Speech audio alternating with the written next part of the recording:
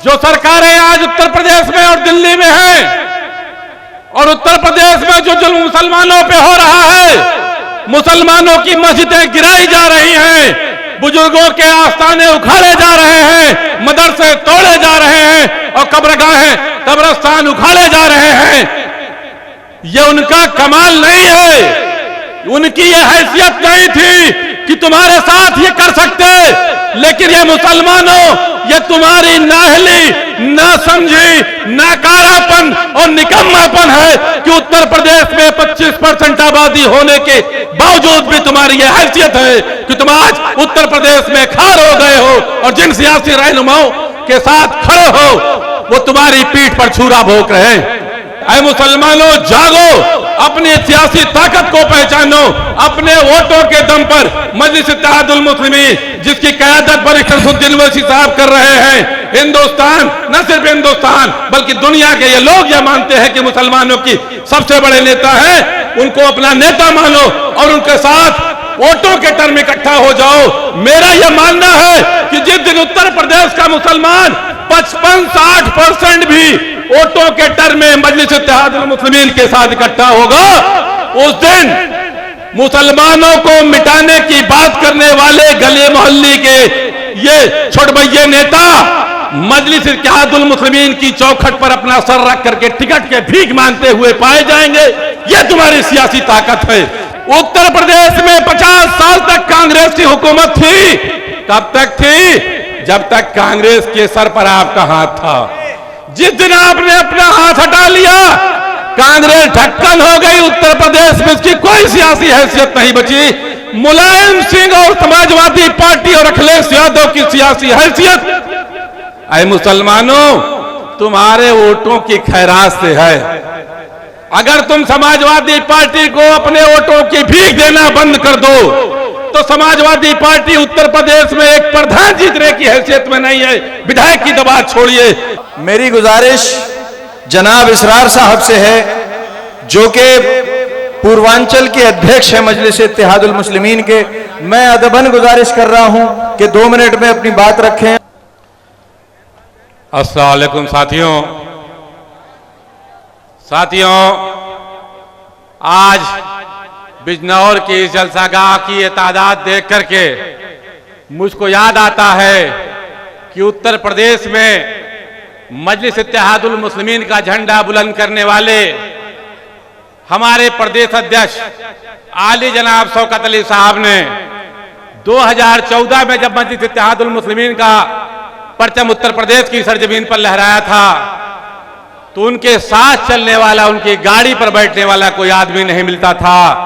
लेकिन आज ये बिजनौर का जलसा और बहराइच की भीड़ ये दिखा रही है कि मजलिस इत्तेहादुल मुस्लिमीन उत्तर प्रदेश में इस तादाद के साथ मजबूत हो रही है, इस मजबूती के साथ आगे बढ़ रही है कि इंशाअल्लाह कल वो दिन आएगा, इंशाअल्लाह 27 की इलेक्शन में वो दिन आएगा कि उत्तर प्रदेश की सियासत ये मजलिस इत्तेहादुल मुस्लिमीन तय करेगी।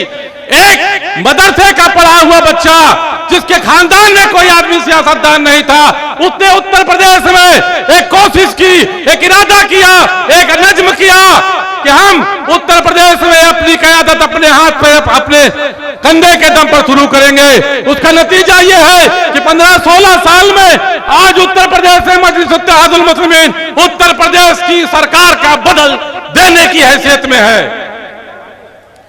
साथियों, जो सरकारें आज उत्तर प्रदेश में और दिल्ली में हैं और उत्तर प्रदेश में जो जुल्म मुसलमानों पे हो रहा है, मुसलमानों की मस्जिदें गिराई जा रही हैं, बुजुर्गों के आस्थाने उखाड़े जा रहे हैं, मदरसे तोड़े जा रहे हैं और कब्रगाहें कब्रस्तान उखाड़े जा रहे हैं, ये उनका कमाल नहीं है, उनकी ये हैसियत नहीं थी कि तुम्हारे साथ ये कर सकते, लेकिन ये मुसलमानों, ये तुम्हारी नाअहली, नासमझी, नाकारापन और निकम्मापन है कि उत्तर प्रदेश में 25% आबादी होने के बावजूद भी तुम्हारी ये हैसियत है कि तुम आज उत्तर प्रदेश में खार हो गए हो और जिन सियासी रहनुमाओं के साथ खड़े हो वो तुम्हारी पीठ पर छुरा भोंक रहे हैं।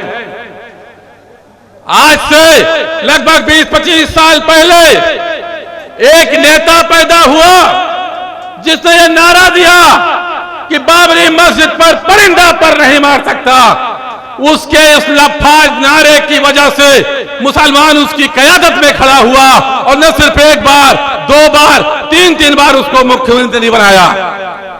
उसने क्या किया? उसने उत्तर प्रदेश में बाबरी मस्जिद को ढाने गए कारसे को ऊपर गोली चलवाई और आज वो समाजवादी पार्टी हिंदुत्व का राग अलाप रही है। उत्तर प्रदेश के पूर्व मुख्यमंत्री अखिलेश यादव ये कहते हैं कि जब हम सत्ता में आएंगे तो अयोध्या को धार्मिक नगरी की तरह विकसित करेंगे। लोगों, जिसको तुम्हारे अपने वोटों से पाला, जिसको तुम्हारे वोटों की खैरात से और तुम्हारे पैसे से जो पार्टी खड़ी हुई, मुलायम सिंह जी जीप से चलते थे, वो सैफई की जमीन बेच करके नहीं आई थी, मुसलमानों तुम्हारे दिए चंदे से आई थी, उस जीप से मुलायम सिंह चलते थे।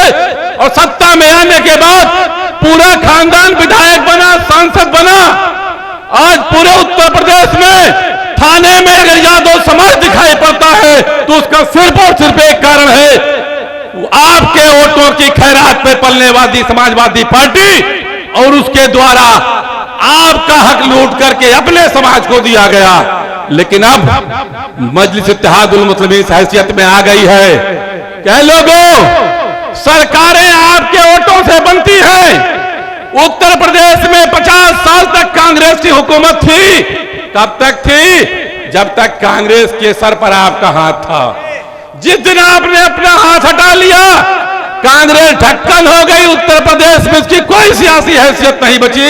मुलायम सिंह और समाजवादी पार्टी और अखिलेश यादव की सियासी हैसियत, ऐ मुसलमानों, तुम्हारे वोटों की खैरात से है।